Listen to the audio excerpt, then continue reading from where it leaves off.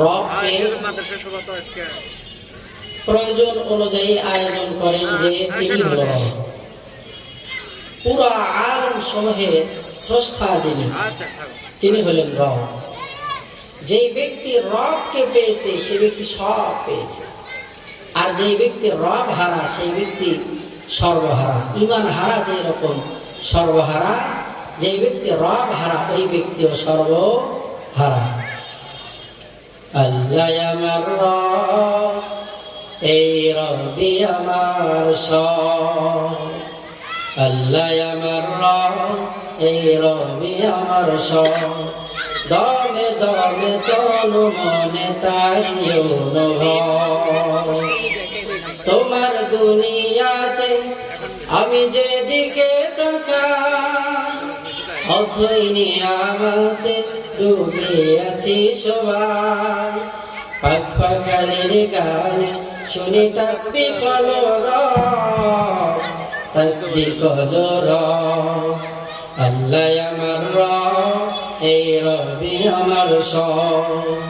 আল্লাহ আমার রব, এই রবি আমার সব। আল্লাহ পাক হলো আমার রব। আমার ভাইয়েরা ভালো মতো খেয়াল করেন, আল্লাহ পাকের আল্লাহ নামের এত বিশালতা। আল্লাহ তাআলা জানিয়ে দেন, কেউ যদি আমি আল্লাহ তাআলাকে পাইতে চাই তাহলে ডাইরেক্ট পাওয়া সম্ভব নয়। রব নামের মধ্য দিয়ে আমি রবকে মানুষকে খুঁজে বের করতে হবে। আল্লাহ পাক রব্বুল আলামিন তার 3000 নাম রেখেছেন। 1000 নাম তিনি ফেরেশতাদেরকে শিখিয়ে দিলেন, আরো 1000 নাম সমস্ত পয়গম্বর নবী রাসূলদেরকে শিখিয়ে দিলেন। 300 নাম আল্লাহ পাক তাওরাতের মধ্যে দিলেন, আরো 300 নাম জাবুরের মধ্যে দিলেন, আরো 300 নাম আল্লাহ তাআলা ইনজিল কিতাবের মধ্যে দিলেন। আর সর্বশ্রেষ্ঠ কিতাব কোরআনুল কারীমের মধ্যে আল্লাহ তাআলা তার 99টি নাম লিপিবদ্ধ করে দিলেন। 3000 নামের মধ্যে বাকি রইল আরো একটি নাম, যেই নামটা হলো আল্লাহ। আল্লাহ তাআলা জানিয়ে দেন, আমার আল্লাহ নামের মধ্যে বাকি 3000 নামের সমস্ত গুণাবলীকে রেখে আমি আল্লাহ তাআলা আমার কাছে এই নামটাই রাখলাম। আল্লাহ পাক রব্বুল আলামিন কত দয়াবান। আল্লাহ পাক রব্বুল আলামিনকে কোনো ব্যক্তি পাইতে চাইলে রবের স্বীকৃতির মাধ্যম দিয়ে আল্লাহ পাককে খুঁজে বের করতে হবে। রব শব্দের বিশালতা, রব শব্দ এটার বিশালতায় মহাকাশের চাইতে অধিক। কারণ রব এমন একটি শব্দ যে শব্দের মধ্যে আল্লাহ পাক ইহকাল পরকালে সব চাহাতকে, সব চাওয়া পাওয়াকে নিহত করে রেখেছেন। আল্লাহ পাক রব্বুল আলামিন সর্বপ্রথম পরিপূর্ণ সূরা হিসাবে সূরাতুল ফাতিহাকে নাযিল করলেন।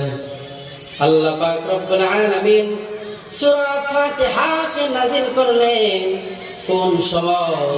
সূরা এবং আয়াত সমূহে নাজিলের প্রেক্ষাপটকে বলা হয় শানে নুজুল, আর হাদিসের প্রেক্ষাপটকে বলা হয় শানে বুরুদ।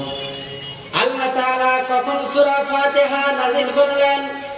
আল্লাহর হাবিব জনাবে মুহাম্মদুর রাসূলুল্লাহ সাল্লাল্লাহু তাআলা আলাইহি ওয়াসাল্লাম মরুভূমির মধ্য দিয়ে চলতেছেন, কোনো আওয়াজ নাই। হঠাৎ করে কে যেন ডাক দিয়ে বলে, ইয়া মুহাম্মদ। আল্লাহর হাবিব ভয় পেয়ে গেলেন, উপরের দিকে তাকাইলেন, ডানে বামে তাকাইলেন, সামনে পিছনে তাকাইলেন। উপরের দিকে তাকানোর পরে দেখে আসমান আর জমিনের মাঝে একটি চেয়ার, ওই চেয়ারের মধ্যে কে যেন বসিয়া আমার পয়গম্বর মুহাম্মদুর রাসূলুল্লাহকে ইয়া মুহাম্মদ বলে ডাক দেয়। আমরা যখন রাতের বেলায় একা একা চলতে যাই, আমার সম্মুখ কানে বা ডানে পিছে যদি কোনো পাতা পড়ে বা সাউন্ড হয় তাহলেই তো ভয়ে আমার অবস্থা বড় খারাপ হয়ে যায়।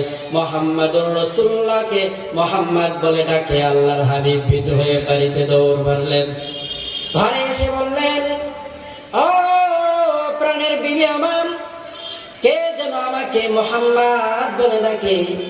আম্মা জান খাদিজা রাদিয়াল্লাহু তাআলা আনহা ডাক দিয়ে বলে, প্রাণের স্বামী আমার, আপনার চেহারাটা ঘেমে গেছে কেন? চেহারাটা লাল লাল বর্ণ হয়েছে কেন? আল্লাহর হাবিব ডাক দিয়ে বললেন, খাদিজা, কে যেন আমার মুহাম্মদ বলে ডাক দেয়। খাদিজা রাদিয়াল্লাহু তাআলা আনহা আবু বকর সিদ্দিক রাদিয়াল্লাহু তাআলা আনহাকে সঙ্গে নিয়ে ওরাকা ইবনে নওয়াফিলের নিকটে গেলে ওরাকা ইবনে নওয়াফিল বলল, এবার যে তোমাকে ডাক দিবে লাব্বাইক বলবে। আল্লাহর হাবিবকে আবার ডাক দেওয়ার সঙ্গে সঙ্গে আল্লাহর হাবিব লাব্বাইক বললেন। সঙ্গে সঙ্গে জিবরিল আমিন বললেন, আলহামদুলিল্লাহি রাব্বিল আলামিন। কোরআনের মধ্যে আল্লাহ পাক যা রেখেছেন, সূরা ফাতিহার মধ্যে আল্লাহ পাক সব গুণাবলীকে রেখেছেন। কেন? ফাতিহার মধ্যে এমন 4টি ইলম আছে যে ইলম ভিন্ন কিতাবের মধ্যে ছিল না। শরীয়ত, তরিকত, মারিফত, হাকিকত, আল্লাহ পাক এই ইলমটা সূরা ফাতিহার মধ্যে দিয়া সূরা ফাতিহার শান, মান, মর্যাদা আল্লাহ পাক রব্বুল আলামিন বলন্দ করে দিয়েছেন। সূরা ফাতিহার মধ্যে আল্লাহ পাক রব্বুল আলামিন ওয়েলকামিং লেটার, সব চাওয়া পাওয়া সূরা ফাতিহার মধ্যে আল্লাহ পাক রেখেছেন। এজন্যই যখন আমরা ফাতিহা পড়ি শেষে আমিন বলতে হয়। যখন বান্দা বলে আলহামদুলিল্লাহি রাব্বিল আলামিন, আল্লাহ পাক বলে হামিদানি আবদি আর রহমানির রহিম, আসনা আলাইয়া আবদি মালিক ইয়াউমিদ্দিন, মাজ্জাদানি আবদি। আল্লাহ পাক রব্বুল আলামিন আমাদের প্রত্যেকটা কথার জবাব দিয়ে দেন। তাসুন আল্লাহ পাক রব্বুল আলামিন আমাদের আজকের মাহফিলকে শেষ পর্যন্ত নিরাপত্তার সহিত কবুল করুন, সকলেই বলে আমিন।